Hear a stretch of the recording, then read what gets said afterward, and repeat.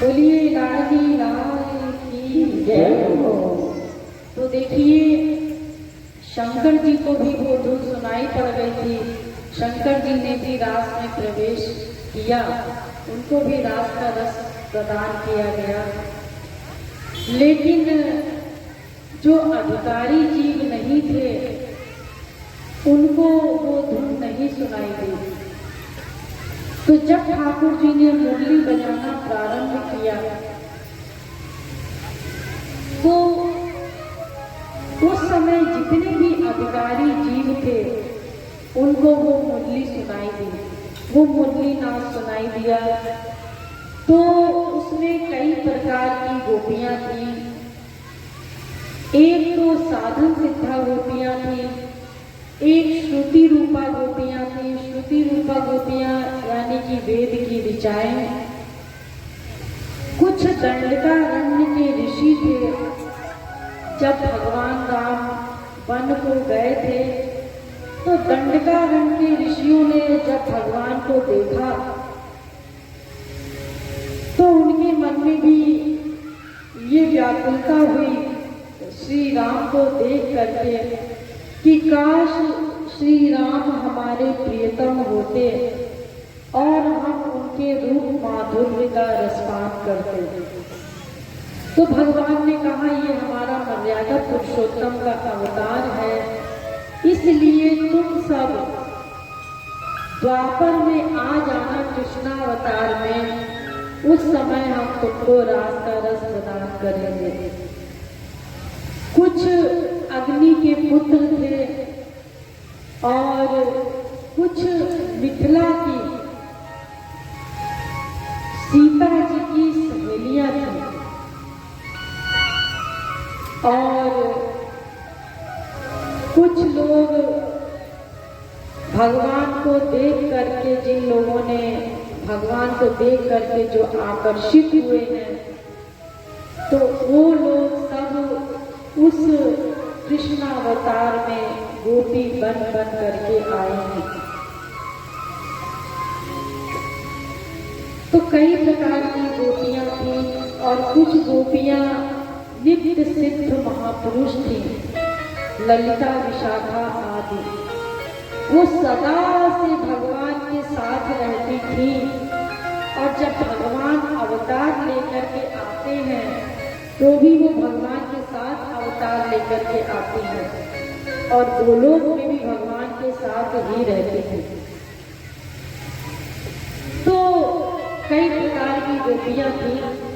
सभी गोपियां जिन्होंने भगवान की मुरली की धुन सुनी तो सभी गोपियां भगवान की मुरली की धुन की आवाज जहां से आ रही थी उस ओर भागी।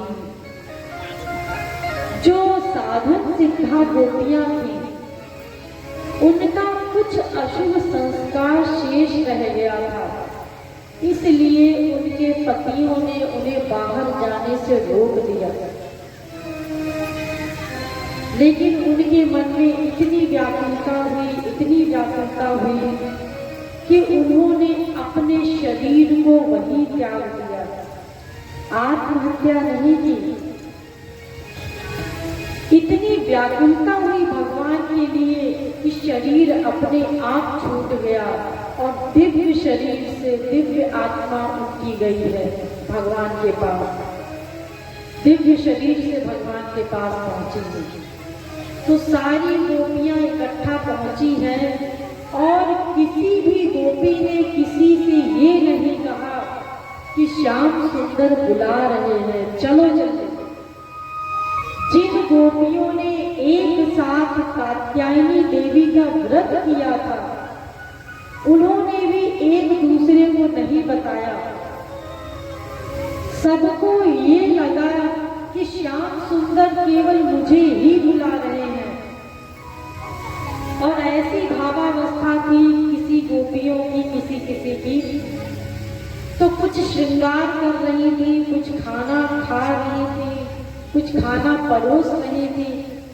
तो उन्होंने उल्टा पलटा श्रृंगार जैसा था उतना ही किया और चल दी। खाना खा रही थी, खाना छोड़ के चली गई। अपने पतियों को खाना खिला रही थी, उसको छोड़ करके चली गई, अपने बच्चों को छोड़ करके चली गई, उनको होश ही नहीं है।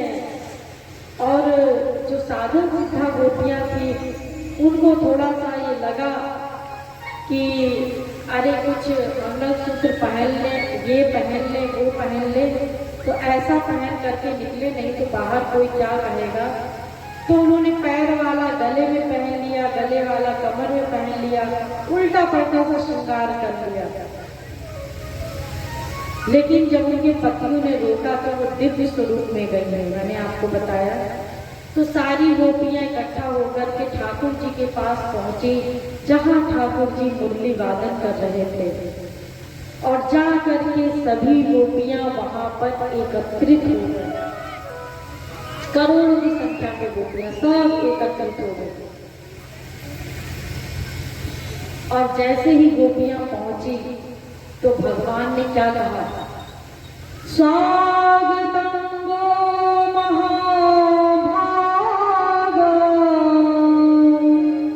प्रियम किम कराणि वहो। स्वागत हो, तुम सबका स्वागत है, लेकिन तुम सब यहाँ क्यों आए हो? अब जैसे ही ठाकुर जी ने कहा कि तुम क्यों आई हो, गोपियों के पैरों तले जमीन खिसक गई।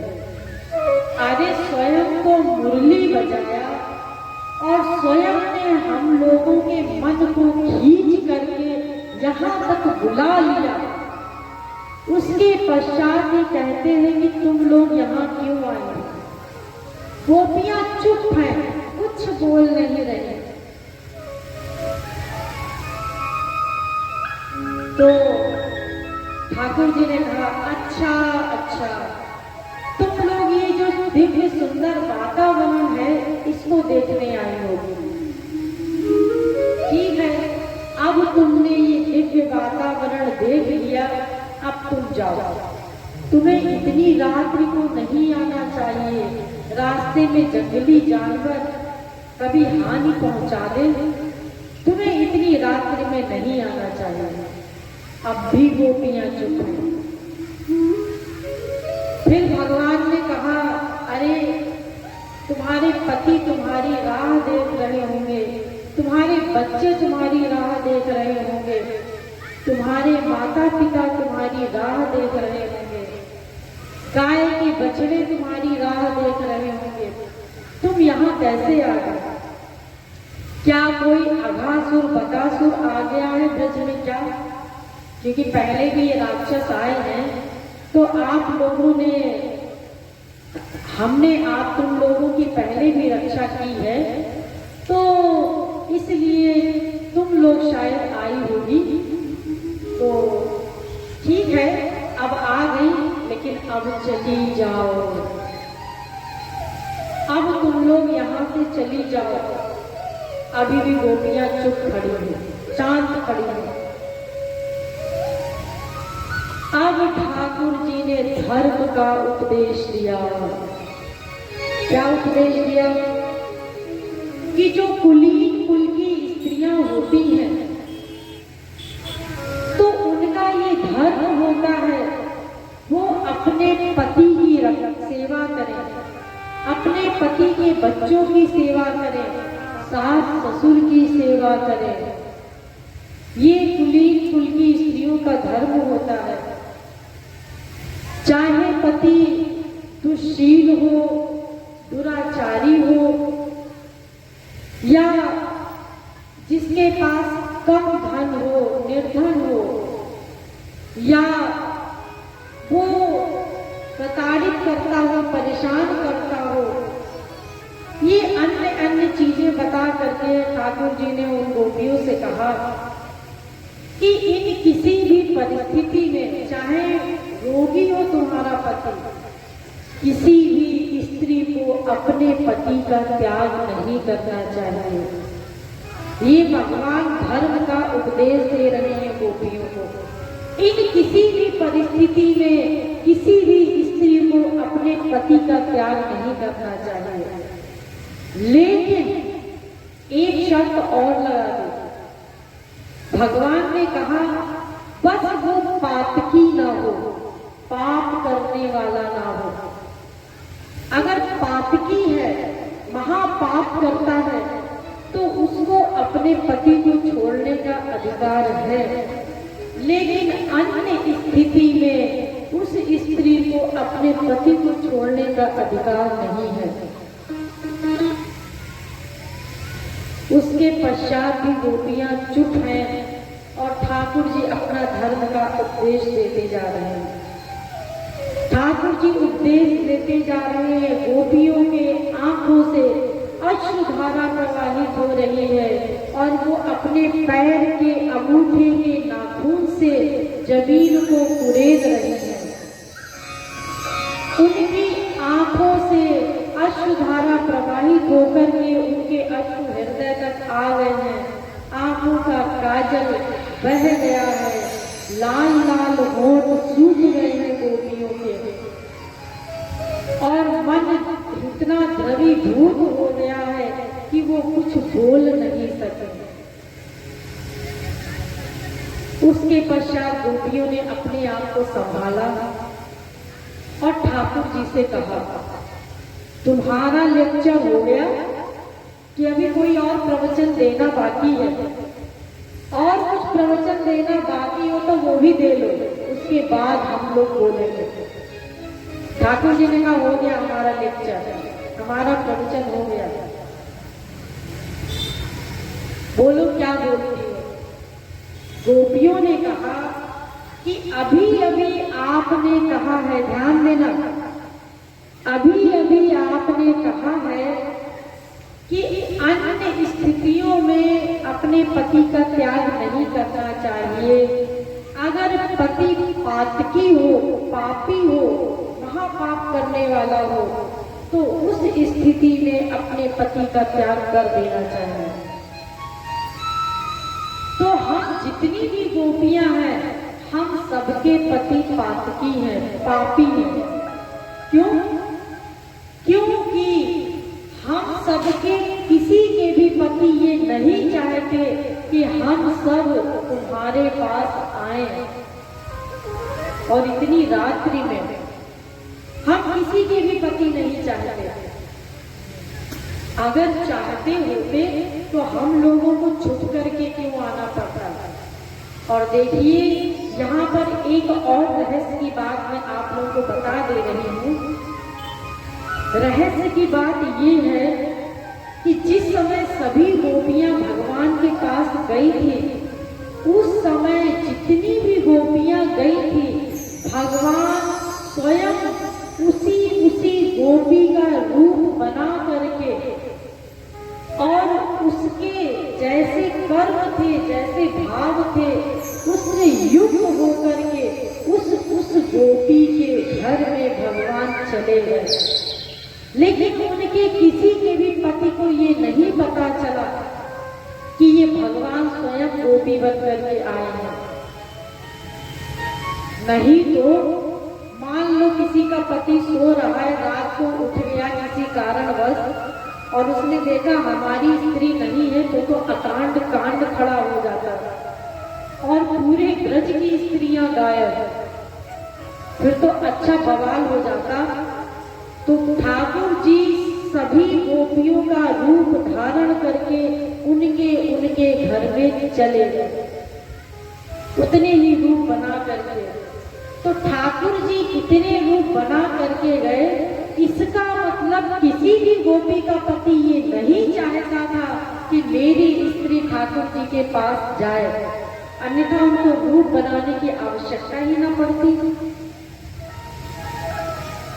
तो गोपियों ने कहा कि ठीक है, अगर हमारे पति पातकी हैं तो इसका मतलब हमने कोई पाप नहीं किया, और तुम जो धर्म का उपदेश दे रहे हो कि इन स्त्रियों को ऐसा ऐसा करना चाहिए, इससे स्वर्ग मिलता है, तो पहली बात तो हमें स्वर्ग नहीं चाहिए, और दूसरा हमने आपको पति माना है, तो आप ही हमारे पति हैं। गोपी नाम तत्पति गोपियों के पतियों के पति भी श्री कृष्ण हैं। यहाँ तक कि ब्रह्मा शंकर के पति भी श्री कृष्ण हैं। ब्रह्मा शंकर के भी पति श्री कृष्ण हैं। ये जितने भी पुरुष रूपधारी हो चाहे स्त्री रूपधारी हो, सब जीवात्मा स्त्री होती हैं। चाहे ब्रह्मा शंकर हो, सब स्त्री हैं। केवल पुरुष पूर्णतम पुरुषोत्तम भगवान श्री कृष्ण हैं, बस। इनके अलावा कोई भी पुरुष नहीं है। इसलिए चाहे ब्रह्मा शंकर हो, उनके भी पति आप हैं और हमारे पतियों के पति भी आप हैं। तो हमने क्या गलत किया? और फिर पति का अर्थ क्या होता है? पति का अर्थ ही होता है कि रक्षा करने वाला। लेकिन हमारा पति तो हमारी रक्षा नहीं कर सकता। रक्षा तो केवल भगवान कर सकता है। भगवान के अलावा कोई रक्षा नहीं कर सकता। पति पतिनाम परमम परस्तार। तो हमारे पतियों के पति भी आप ही हैं। आप तो सबके पति हैं। तो हम तो अपने आत्मा के पति के पास आई हैं। हमें शरीर के पतियों से कोई मतलब नहीं। आप तो हमारे आत्मा के पति हैं। हमें अपने आत्मा के पति से मतलब है। तो हमने तो कोई गलत काम किया ही नहीं। ठाकुर जी ने सोचा बात तो सही है। ठाकुर जी की बात कट गई। वो जो धर्म का उपदेश दे रहे थे वो कट गया। तो ठाकुर जी ने कहा, अरे वो तो मैं ऐसे ही कह रहा था, मैं तो तुम सब लोगों की परीक्षा ले रहा था। तो उसके पश्चात ठाकुर जी ने कहा, ठीक है, अभी तो हम तुम्हारी परीक्षा ले रहे थे। तो अब रास होना प्रारंभ हुआ। अब जब रास होना प्रारंभ हुआ तो देखिए सुखदेव परमहंस जी परीक्षित जी को सतर्क कर रहे हैं। कह रहे हैं कि देखो परीक्षित, अब जो रास करने जा रहे हैं रास बिहारी, वो भगवान है। मैंने भगवान के विषय में आप लोगों को बताया है प्रारंभ में अभी। और वो स्वयं भगवान है। वो भगवान अपनी लीला करने जा रहे हैं। वो रास करने जा रहे हैं और उनके किसी भी कार्य में बुद्धि ना लगाना। वो तो स्वयं आत्मा राम है। अपनी आत्मा में रमण करने वाले हैं।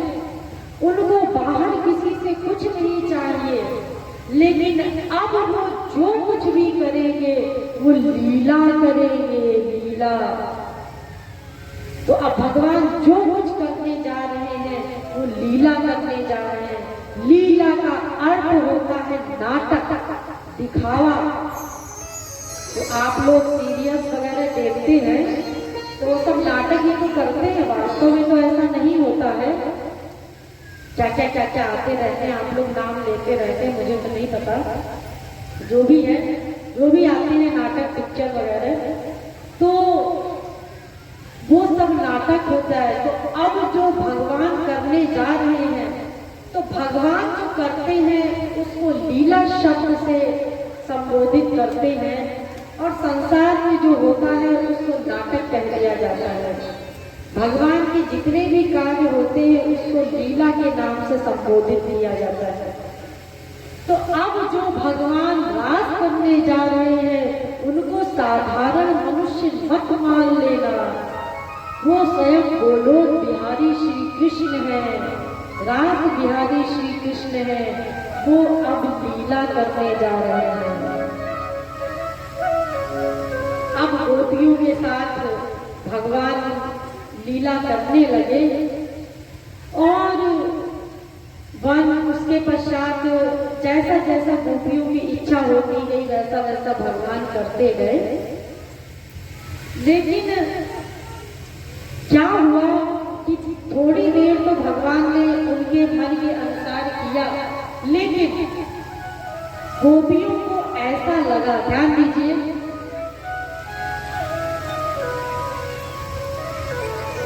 गोपियों को ऐसा लगा कि भगवान हमारे रूप पर मोहित हो रहे हैं, तो गोपियों को अहंकार हो गया, मद हो गया।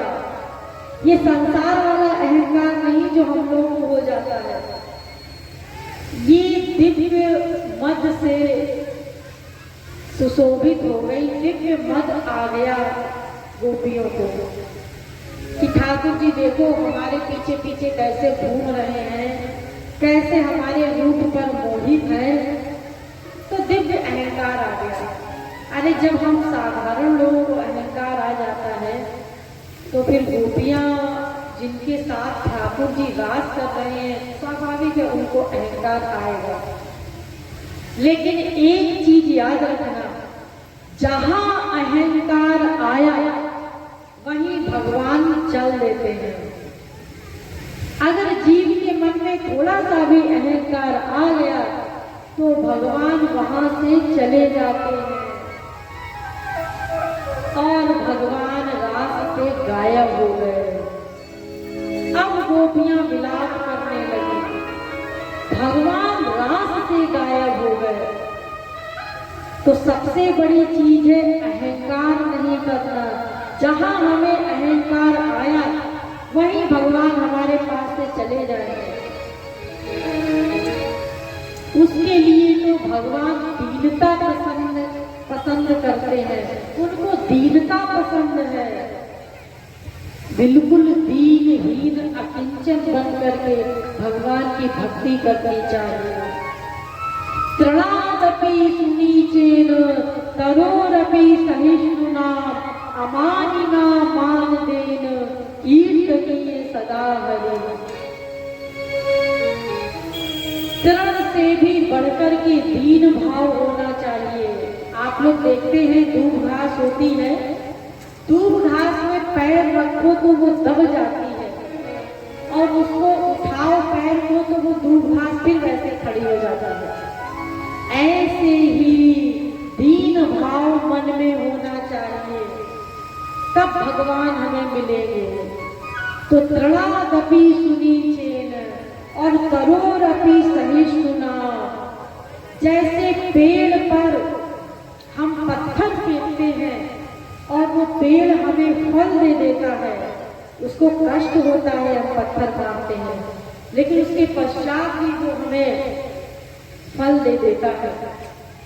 तो इसी प्रकार हमें भी सहिष्णु होना चाहिए कि कोई हमें गाली दे, अपशब्द कहे, उसके पश्चात भी हम उसके प्रतिरोध में कुछ ना कहें, कुछ ना बोले।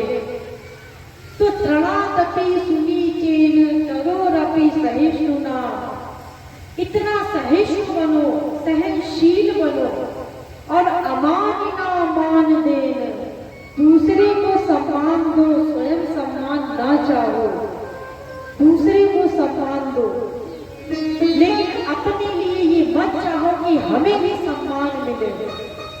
तो अमानिना मानदेन और कीर्तनीय सदा हरि। फिर भजन कीर्तन करोगे तो आंखों से अश्रुधारा प्रवाहित होगी भगवान के लिए। जब भगवान के लिए हम रोएंगे तब हमारा हृदय शुद्ध हो जाएगा। अगर भगवान के लिए हमारे आंसू नहीं आते तो इसका मतलब ये तीनों अहंकार हमारे में है, इसलिए हमारा हृदय भगवान के लिए नहीं पिघलता।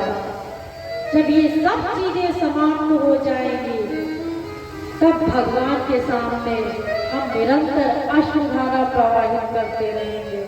अभी तो अगर हम भगवान के सामने रोते भी हैं तो कहीं संसार के अभाव में या सांसारिक विपत्ति में भगवान के सामने रोते हैं। भगवान से प्रेम है इसलिए नहीं रोते। अरे वो तो बहुत ऊंची अवस्था होती है। अभी तो संसार का दुख है हमारे ऊपर। जब ये संसार का दुख समाप्त हो जाएगा, भगवत प्राप्ति हो जाएगी, तब हमें वास्तविक आंसू आएंगे। केवल भगवान के लिए बस। संसार के सुख दुख का अनुभव ही नहीं होगा। ये संसार तो हमें अच्छा ही नहीं लगेगा भगवान के बिना। केवल ईश्वर के वियोग में ही हम तड़पते रोते रहेंगे। तो सर्वप्रथम ये अहंकार हमें भगवान से दूर कर देता है। भगवान पास में भी आएंगे तो गायब हो जाएंगे। तो गोपियां दिव्य अभिमान से युक्त हो गई और भगवान गायब हो गए। तो भगवान जब गायब हुए तो एक